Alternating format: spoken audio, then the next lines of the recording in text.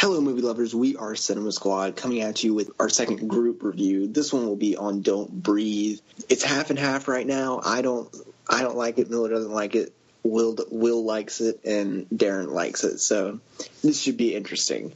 By the way, this is going to be a huge spoiler-filled review. This is a movie that you should go into not knowing anything. So if you haven't seen the movie, click out right now.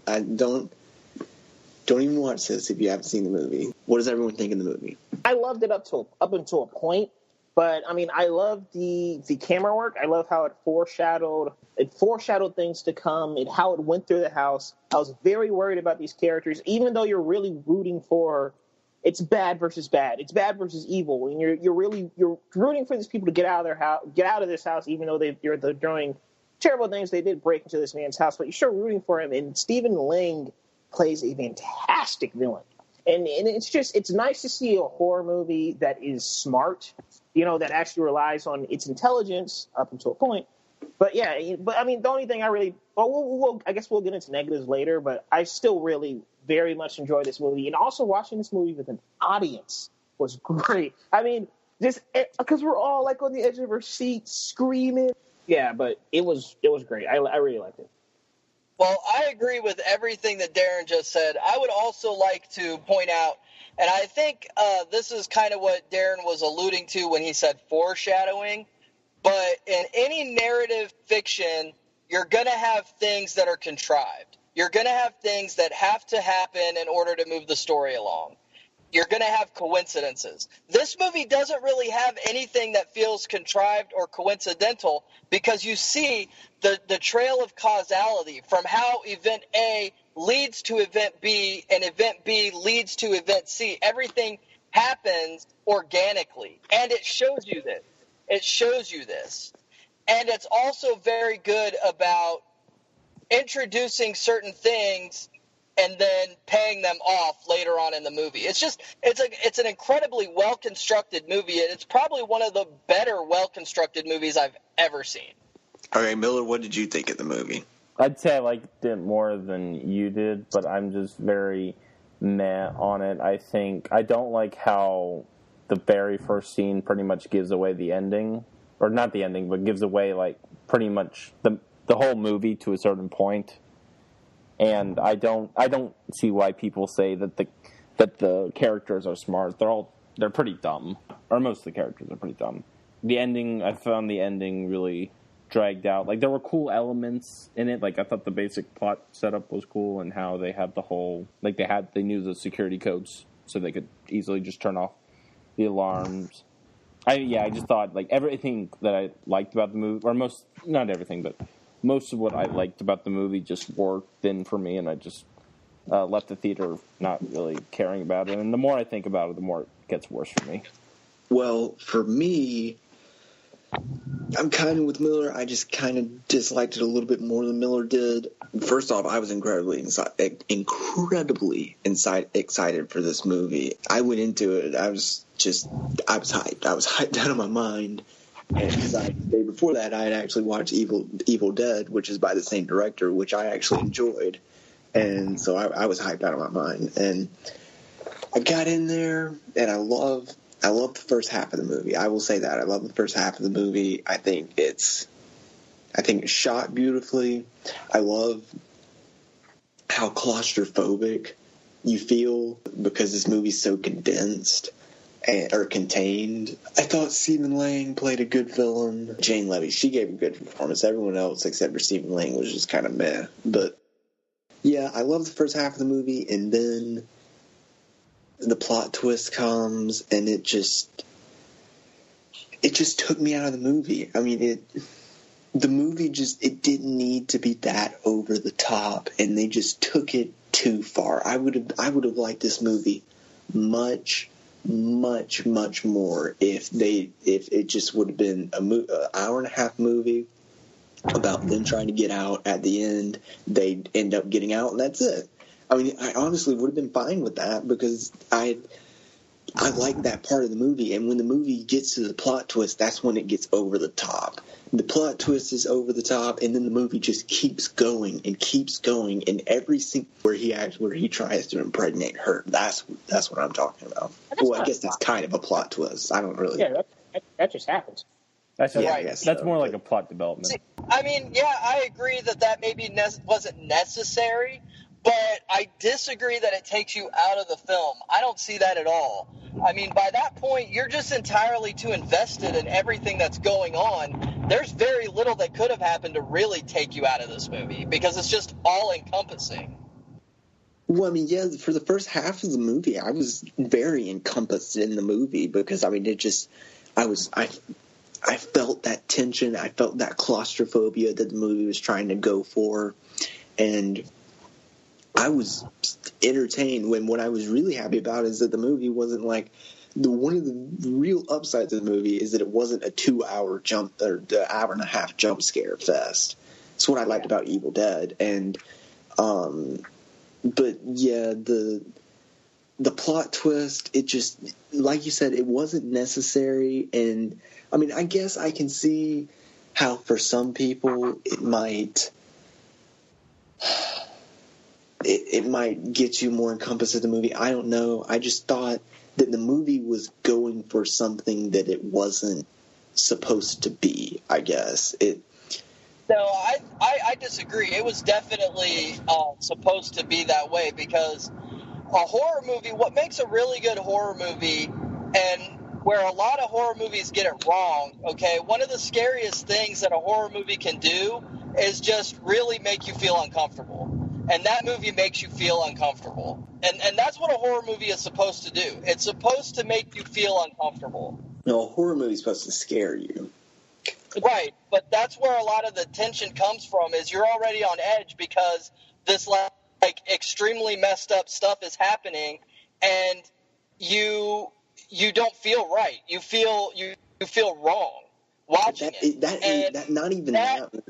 makes you vulnerable. That makes you more vulnerable to the scary stuff, and then that intensifies the scare feeling that you get. That's why jump scares don't work, because nothing in this movie, there are a couple of jump scares, and they work. They're terrifying because you're already unsettled. You're already on edge. In a movie like The Forest, which is nothing but jump scares, they're cheap because the movie doesn't earn them. This movie definitely earned them. And I see what you're saying, but it's really not even my main problem. Yeah, with that plot twist, I probably still wouldn't like the movie as much as you guys would, but I would have liked the movie more if when Alex comes, knocks Stephen Lang out and handcuffs him, if they would have just escaped there and the movie would have ended, I would have liked it a lot more than that did. Yeah, I want to talk about that right quick because that was one of my negatives. I want to get into some of the things because I like the film. I mean, it might even end up on my top 10 list of the end of this year, but there are still things I did not like about this film. And Alex, you fucking idiot. Yeah. He's immortal. Alex, you got away. You fell through a window. You got in a fight with Cable, and Cable missed you. And, he missed you, and you're still alive, dude. And you go downstairs, you have this chance to take him out for good. Look, I understand if he was trying to be innocent or whatever, but, dude, kill him. I'm just like, either kill him or knock him out very, very well. Exactly. Why didn't they just knock him out? Exactly. Don't leave him handcuffed and everything. And then another thing, why didn't you unlock the door before you went down there? Come on. Like, seriously, why would you be at the door? What'd you think? I should go get Rocky right now. No, unlock the door, and then so you guys can walk out. Jeez, come on, dude. So and then when they got out, because I liked Alex, but unfortunately Alex was a dumbass, so he got shot. But and then once she got out of the house, and this is one of the things that in my review I stated, because I did a review on my channel, and I stated that, like, Rocky. This is one of the things about horror movies I hate. When people are running and they turn around, do not turn around. Like, you're useless out here. Run, Rocky. And then the dog comes, and then even when the dog's at the fence, she still turns around. Keep running. Fucker, come on.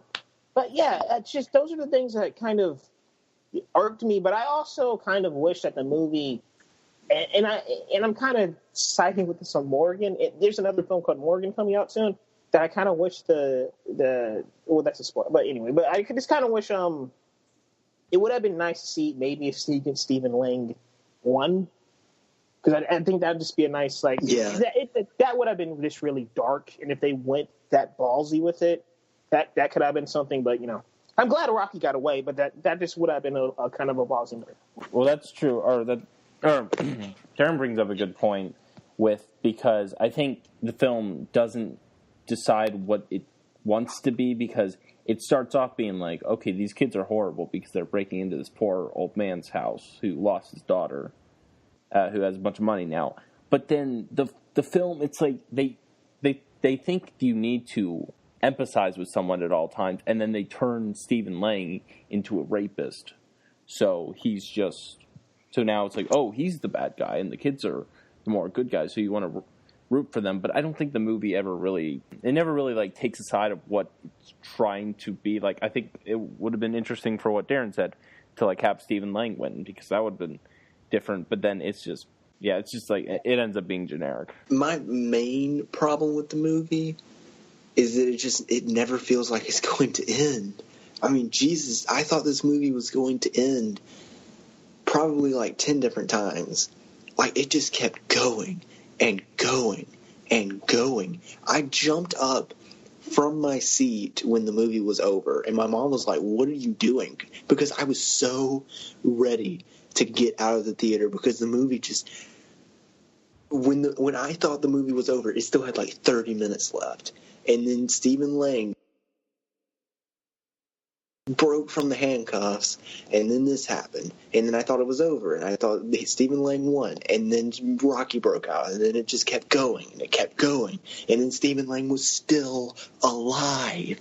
Stephen Lang should have been dead. I don't give a shit if he was a Navy SEAL or not. He should have been dead. Yeah, he I should can have. agree with that. I don't know. I kind of like the news report at the end where the media made him out to be the victim, and he bravely fought these home invaders. I don't know. I kind of like that.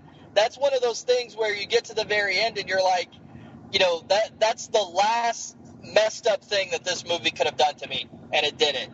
Well, I didn't have a problem with them making him out to be the victim. I just thought it was stupid that he was still alive. Like, Jesus. And another thing about all of that, too, which, I mean, it's just like this movie, I liked it, still has its negatives. But, like, another thing about this movie, like, and this might be a tad bit nitpicking, but it's just like fingerprints, hair. Yeah. I know, sperm was all, like, your sperm was all over the floor. And it's just like, so, Mr. Blind Man, you stabbed one of these guys with you stabbed him after you shot him in the head. What, you got some problems, buddy? And then at the beginning, I was trying to figure this out. Okay, so what's his name? The dude who died first, when they're robbing the house, he pisses on the floor. Why would you do that? Oh, that is true. Yeah. They can get your DNA. But the whole point was that they were just taking the whole make you not like them, yeah. Well, I mean, they weren't stealing money, so they'd get the charges would be lesser. But still, even so, why would you? I mean, this just that is dumb. Basically giving yourself away. What Miller's trying to explain is that the reason why they did that kind of stuff is because they wanted it to look like vandalism, not robbery. That way, if they get caught, they get busted for vandalism, not for burglary. Yeah. No, I know, but either way, they should have. The dude who died first should have still gotten caught because his DNA was all over the fucking floor. Dylan, his name is Money. Okay? Money. And you can say the same thing at the very beginning with the first house that they do, the first job. They set the alarm, they let themselves out, and then they throw a rock through the window and set the alarm off. Why would you do that? To make it look like exactly. a robbery. There's just a little... Well, they were just trying to make it look like vandalism. What do they want to make it look like? I mean, they want to make it look like a robbery, so you don't expect that, because the kid has the codes from his dad, so you don't want to, expect that he's using these codes. It's just a robbery. Money was also a gigantic douchebag. They set that up from the beginning. So, of course, he would do a douchebag thing because he's a giant douchebag. as soon as he walked in there with, or as soon as they showed him, because you could tell right there when he, I think he rammed into the guy from Goosebumps. I'm blanking on his name, but and he has cornrows and he's eating an apple with his mouth open. You're like, this guy's dead. You're going to die first, my friend. But yeah, I mean, I like the first half of the movie, but the movie just gets too over the top for what it is, and the writing just gets repetitive, and everything I liked about the movie in the first half is just completely destroyed in the second half. I don't know if I'd go that far, but I do think there's a lot bad to make me like not care for the movie overall. Yeah, it just loses its luster a little bit in the last 15 minutes. I mean, that's it for me, because I mean, I still feel like this is a very, of the films that have come out this year, I feel like this is a smart film. Like, it was smart. It didn't really rely on the normal tropes of a horror movie, and even it did go far. Like, it really did go to a place that makes you incredibly uncomfortable, but it didn't rely on, like, we're going to make this guy's guts spill over all over the floor, and we're going to wear his skin as a cake. It didn't really go it didn't go to that level. It didn't rely on gore and anything. It was more psychological. And like you said, the claustrophobic feeling. And like even when they're in the basement trying to get away from him in the darkness, that's terrifying. I just don't like how the film spoiled its ending right at the beginning. You see, but the thing is, I didn't like that as well. But the thing is, I forgot that happened. I didn't. I remember the whole time. Wait, hold on. Okay, what about it spoiling the ending? When the movie starts and he's pulling her. Oh, yeah. Did you guys recognize her, though, as being the main character? Yes, because I know what Jane Levy looks like. Yeah, I did. I didn't. Like, at first, I thought they were setting that up, just, setting up that he's a terrible person that kidnaps and kills girls. No, but they should have made it look more discreet than actually, that's very obviously Jane Levy, because if you know who Jane Levy is, then, you obviously know that she's the main character in this movie. Or even when you see a blonde and bloody, I just didn't recognize her at the beginning. Yeah. I did. But I saw it when it was a blonde girl. I was like, okay, yeah, obviously that's her. Yeah, but that might also be the way Fede Alvarez likes to start his movies, because didn't Evil Dead start like that as well? I felt like Evil Dead was more clever about it, though. Did Evil Dead start like that? I can't remember. I'm pretty sure Evil Dead started at the beginning. I mean, at the end, and then it went to the beginning. I mean, that's fine, but, do it more cleverly than that. I had a fun time with Evil Dead. Like, I didn't walk out of it, feeling mentally disturbed like I did with Don't Breathe. Well, and that's because The Evil Dead was much more of a straight horror movie, and this was more psychological, like Darren said. Yeah. So it has to kind of get into your mind in a different kind of a way.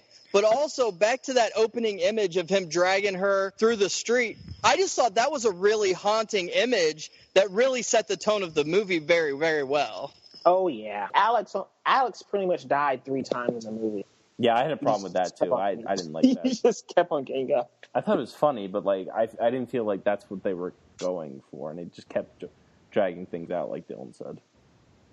Yeah, but I just they had that it's just Alex was the bright spot. He was the optimistic kind of light for us to look toward to, because he kept on getting up, kept on fighting, and then that was taken away from us. Because, I mean, even Alex I still didn't care, though. Yeah, but Alex didn't even want to rob the guy. I mean, he still did it. But, he did it because he likes Rocky. Yeah, he did it because he likes Rocky. That, who can blame him? I mean, come on. But, It's Jane fucking Levy. Who can blame him? They were going to go to California together and all that. Then he has a hole in his chest. Oh, poor guy. He deserved it. I would honestly probably watch the movie. Out of the three kids, Alex is the one that deserved to die the least. He deserved it for not knocking Stephen Lang out and just leaving him tied up alive. Or, locking the door. Oh, he was the most likable out of the people, but. I love Stephen Lang's voice in the movie. It's really awesome. Yeah, it was great. Yeah, you know, Now especially you'll see what when he I finally see. does speak, because I like the fact that he was silent through most of the movie, like me through too. literally 3/4 of the movie, or maybe 2/3, but through the majority of the movie he doesn't say shit No, he until talked when he first showed up, but Yeah, man, a little bit. He made like he was noises. like, "Who's there?" He's trying to act all like defenseless. The whole time, I was thinking. One thing that I did like was when the dog regained consciousness, because that's something that at first, like, because that makes you think. Because at first you're like, oh, magically the dog's back awake, and then I was like, oh no, wait, they were in the house longer than they were supposed to be. Of course the dog's awake. I'm not like trying to say this in a sarcastic way because I'm actually trying to figure this out. How did the dog get inside? That's a good question. There was probably a doggy door. Although this movie you think would have set that up. Yeah, that's what I was thinking. Or yeah. would have showed him. Oh yeah, or would have showed him putting wood around it or something. Yeah, because I that just when you guys mentioned the dog, I was like, how did he? They didn't show like a doggy door or anything like that, and they didn't leave the door open. So how would? And there were bars. Were there like bars on the door? Yeah, there were bars on the door. So how did he get back in? The dog? Yeah, That actually is a really good question. That's something, and I that's didn't think about that. again, that's a testament to this movie too, because the few convenient things that happen in the movie, you don't think about them being convenient while you're watching the movie. So yeah, that's a good question, Dylan, because that's something that I hadn't thought about until just right now, and I honestly don't have an answer for that.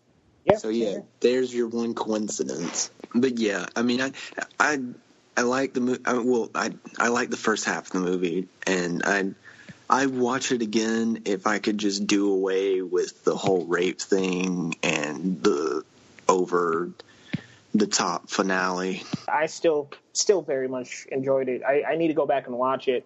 Yeah, I mean, Don't Breathe. It's horror's doing so good. Like, horror is back. I think this is the year for horror. The Witch, Green Room, Stranger Things, Lights Out, Stranger Things, Lights Out, Conjuring 2. I think horror has finally gotten back on its feet and it's running. So I mean, and hopefully Blair Witch can continue that later this September. So I absolutely love this film. Other than the last 15 minutes where the characters, just got stupid. I guess they got tired. I don't know. But yeah, I really like this movie. I really like this movie. It's a nice, fun ride in the theater. Yeah, I agree with Darren. I still think even in spite of the flaws that we've talked about, and even the couple that we figured out were flaws when we were having this discussion, I still think it's a very good movie. I did like the scene with the turkey baster, which was horrifying, but I like that Stephen Lang actually said, I'm not a rapist. I'm not going to rape you, I'm just going to artificially inseminate you with my sperm. Like, that's better. Plus, was it just me, or did it seem like there was a lot of semen in that turkey baster? There was a shit ton. I think he wanted twins. I don't think it's a horrible movie, but the more I think about it, the more I don't like it. I don't see what everyone thinks in it when I'm seeing it on Rotten Tomatoes, Metacritic, or on people freaking out about it on Twitter. I just think it's filled with... I just think we're in a time with, like what Darren was saying, with horror movies actually getting good reviews. I think we're in a time with... Because I know I'm in the minority on this movie, and like everyone has low expectations. Yeah, I think everyone has, or not.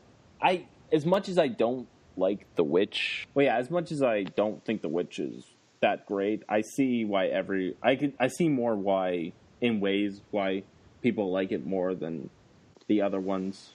But I just think, yeah, people have low expectations, and they're like, oh, this is an okay movie. That means it's great for a horror movie because we'd expect most horror movies to be terrible. He has a point. Yeah. I can see his point. Yeah. And expectation does have a lot with how you receive a film, because, I didn't have very high expectations of the first J.J. Abrams Star Trek movie, just because as a lifelong Trekkie, I was offended by its even existence. I didn't think that it was, it could possibly be any good. And then when I saw it, it wasn't bad. So not bad gets elevated to fucking fantastic. And, we're so going to get a copyright or a profanity strike because of me. But, because that's like the third time I've cussed in this video. Yeah, If we're going down in our own style. Yeah. But yeah, so that elevated the first one. And then, because I received the first one so well, my expectations for Into Darkness were through the roof. Oh. And then when that one was mediocre, it was terrible. And to be honest, both movies are actually probably the same in quality. But my own expectations dictated how well I received each of them. This is an original film, so I mean that's another plus. Yeah, that's my main plus for the movie. I'm glad it's original and that it's doing good at the box office just because it's an original horror movie. So I think Darren touched upon this too, but I also really loved the cinematography and how it just made it look like the camera was floating. Yeah. Like they did that with, I didn't like this movie either, but they did that with Knight of Cups earlier this year. The technical aspects of this movie are great. Well, guys, I guess that does it for our spoiler review of Don't Breathe. If you like this video, you can go check out our website, cinemasquad.com. You can go follow us on Twitter, follow us on Instagram, like us on Facebook.